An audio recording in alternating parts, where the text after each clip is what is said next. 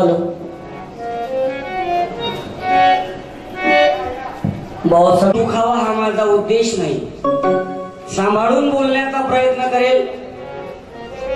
आणि खंजिरी सत्यपाल महाराजांनी याचा वसा सुरू केला 45 वर्षाच्या अगोदर. आमच्यापर्यंत तो पोहोचला. BAP क्लासिकल वाजून पाहिली खंजिरी. आमचे तबल्यावाले मनोज कुमार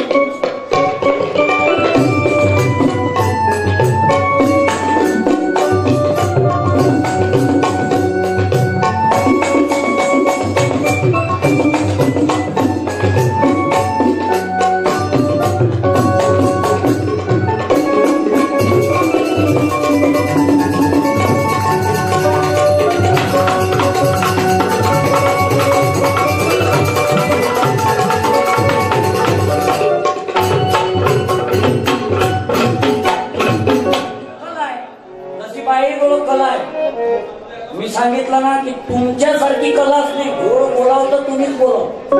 तुमच्यासारखं गोड जगात कोणालाच नाही बोलताय. मकर संक्रांतीच्या वेळेस तो अशा गोड बोलतात बाया. शंकरराव मेला तर दुसरा टपोऱ्या नवरा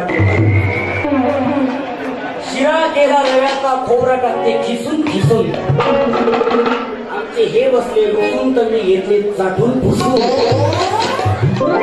कला आहे तुमची. गलती नव्हती अग्नी परीक्षा द्यावी लागली. द्रौपदीची गलती नव्हती पांडव जुव्या ठरले.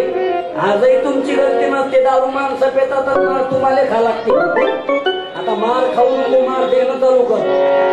समजून सांग पतिदेवा म्हणा उद्यापासून दारू पेणं बंद. तरी जर ऐकत नसेल तर परवाच्या दिवस पासून संघटित राहा. सर्व धर्म पंथ संप्रदाय संघटित राहा. गाडगे बाबाने जन्मभर कुणाची वैरत्वाची भावना नाही ठेवली.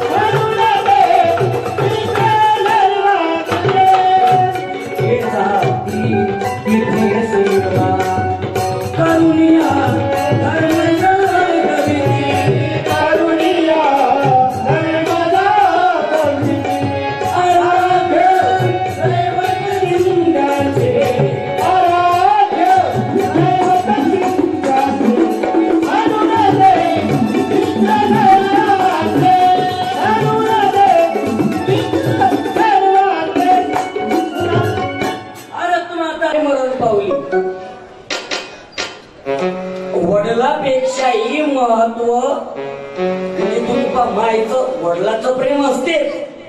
पण माय म्हणजे माय असते. तुम्ही पहा संत ज्ञानेश्वर महाराजांना माऊली म्हणतात. का म्हणतात माऊली? कारण तुम्ही पहा माईचं हृदय वेगळं आहे. आई तर वडिलात फरक आहे. आणि वाजला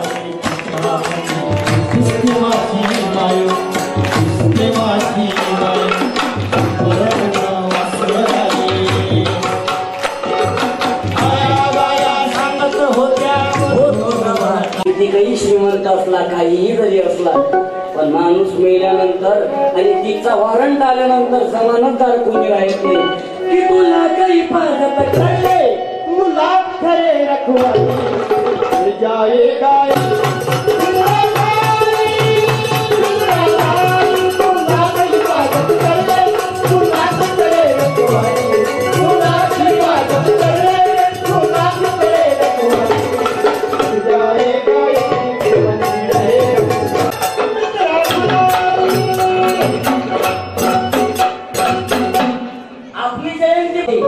त्यांचा तोफ खान प्रमुख नूर खान बेग मुसलमान होता. छत्रपती शिवाजी महाराजांचा आरमार दल प्रमुख दौलत खान मुसलमान होता. छत्रपती शिवाजी महाराजांचा वकील काजी हैदर मुसलमान होता. छत्रपती शिवाजी महाराजांचं सर्वात पहिलं चित्र काढणारा मीर मोहम्मद मुसलमान होता. कोण म्हणते छत्रपती शिवाजी महाराज मुसलमानाच्या विरोधात होते? इथं कोणी इस्लाम धर्माचा असेल मुसलमान धर्माचा असेल तर 1 मिनिट उभे राहा. 1 मिनिट. हे कोणी एका पुरतं मर्यादित नव्हे हे सगळ्यात पुरतं मर्यादित आहे का कोणी प्रतिनिधी पैकी? एक मिनिट इकडे येतं काय? क्या बात आहे, टाळ्या वाजवा. धन्यवाद. अरे आम्हाला हे सांगायचं आहे आणि याचाही पुढचा पुरावा मी आमच्या डिग्राळे साहेबांना विनंती करतो, माझ्याकडची ग्रामगीता देऊन 1 मिनिट सत्कार करा आणि तुम्ही टाळ्या वाजवा. साहेबांचं नाव काय? टाळ्या वाजवा. ना हिंदू बनेगा ना मुसलमान बनेगा, ना हिंदू बनेगा ना हिंदू बनेगा, मुसलमान बनेगा, इंसान की औलाद में इंसान बनेगा, इंसान की औलाद में इंसान बनेगा, इंसान की औलाद में इंसान बनेगा. अरे शिवाजी महाराज कधीच मुसलमानाच्या विरोधात नव्हते. आपल्यात गैरसमज टाळले गेले भाऊ. अरे सगळा छत्रपती संभाजी महाराजांसारखं वयाच्या 14व्या वर्षी 4 ग्रंथ लिहिणारे छत्रपती संभाजी महाराज, औरंगजेब पाशाने ज्यांची तारीफ केली ते छत्रपती संभाजी महाराज. औरंगजेब पाशाने तारीफ केली होती छत्रपती संभाजी महाराजांची. मरणाच्या शेवटल्या क्षणात काय बोलला औरंगजेब पाशा संभाजी महाराजांबद्दल? प्रत्येक तरुणांनी ऐका. तरुणालाही लाजवेल असे दगले छत्रपती संभाजी महाराज. जगावं कसं हे छत्रपती संभाजी महाराजांकडून शिकाव. औरंगजेब बादशाह बोलला संभाजी महाराजांबद्दल शेवटल्या अक्षरात, हमने उसके हाथ काट दिए मगर झुके नहीं हमारे सामने, हमने उसके पैर काट दिए मगर माफी नहीं मांगी हमारे सामने, हमने उसकी जुबान काट दी मगर भीख नहीं मांगी हमारे सामने, हमने उसकी आंखें निकाल ली मगर झुकी नहीं हमारे सामने. ऐसे कौन से पाप कहते हमने कई जन्मों में, जो संभाजी जैसी एक औलाद नहीं जन्मी हमारे जनाने.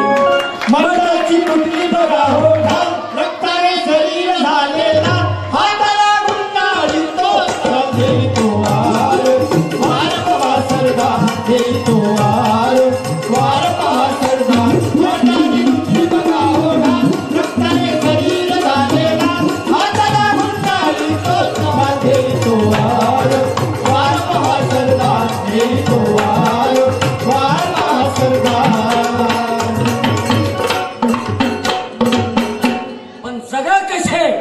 छत्रपती संभाजी महाराज घडले कुणामुळे? जिजामातेमुळे. कारण जिजामातेनं शिवाजीराजाला घडवलं म्हणून संभाजीराजे पावलपूर घडले. जिजामातेच्या पोटात शिवाजी महाराजांनी 7 महिन्याचा गर्भ आई आणि जिजाऊला डोहाळे लागलेत. बाकीच्या महिलांनी विचारलं जिजाऊला, जिजाऊ तुम्हाला काय खावंसं वाटते? जिजाऊ तुम्हाला काय पाहा वाटते?